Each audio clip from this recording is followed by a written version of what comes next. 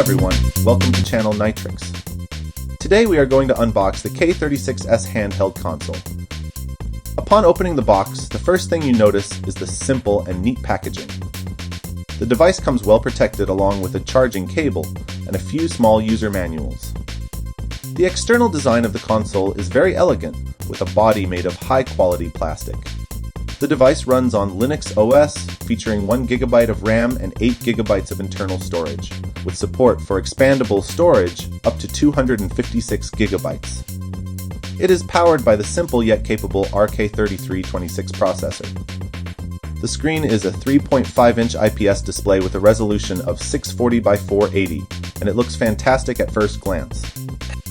Colors are rich, and the viewing angles are excellent, especially considering the compact size of the device.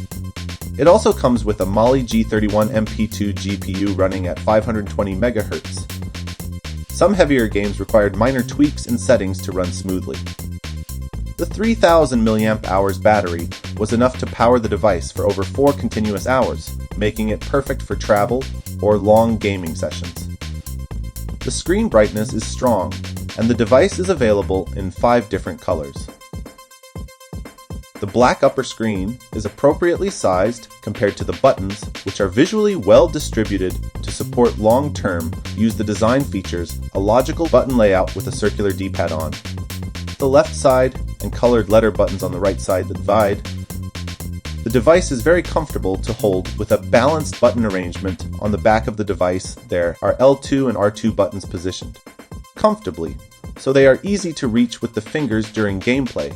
These buttons are sized appropriately and not excessively raised, providing extra control and quick response, especially for games.